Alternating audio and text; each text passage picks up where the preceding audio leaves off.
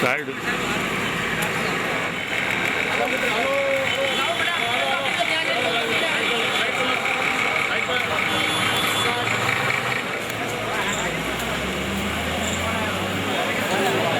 જી અમારે અહીં total સોરાબુદ્દીન કાંડમાં 13 officer હતા. એમાં અગાઉ 5 ઓફિસરને જામીન મળેલા છે અને 9 આરોપી અત્યારે બાકી હતા.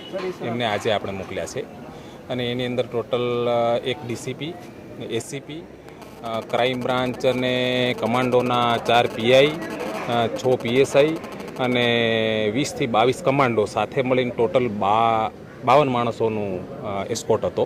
સર, કયા રૂટ લેવામાં આવશે, કઈ રીતે જવા મળશે?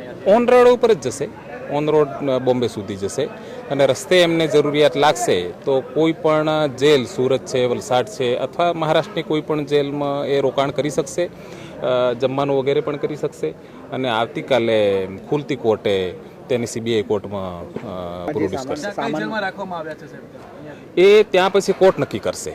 કોર્ટ કઈ જેલમાં મોકલે છે, પરત મોકલે છે, જે કંઈ હોય કોર્ટના આગળ જે હુકમ થશે એ પ્રમાણે અમારો એસ્કોર્ટ પાર્ટી કામ કરશે. જે સામાન લઈ ગયા છે એ ત્યાં ગાડી જેલમાં ત્યાં જ રહેશે કે અહીંયા આવશે? નહીં, અંડર ટ્રાયલ પ્રિઝનર છે, પોતાનો સામાન વાપરી શકતા હોય એટલે પોતાનો જે અહીં સામાન હતો એ કાયદેસર રીતે લઈ ગયા છે એ પોતાની સાથે જે તે જેલમાં રાખી શકશે.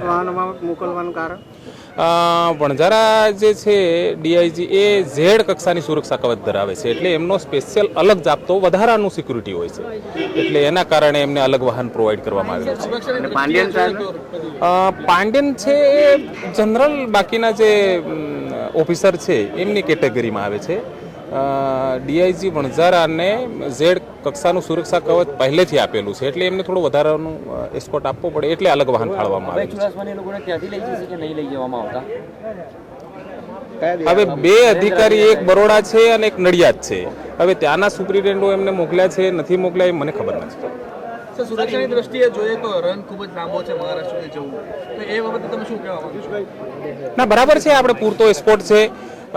રસ્તે આમ લાગતી વળગતી જે એજન્સીઓ છે અમારા ડિસ્ટ્રિક્ટ પોલીસ અધિક્ષકશ્રીઓને પણ આ અંગેની સૂચનાઓ આપવામાં આવેલી છે એટલે એ રીતે કોઈ પ્રોબ્લેમ નથી.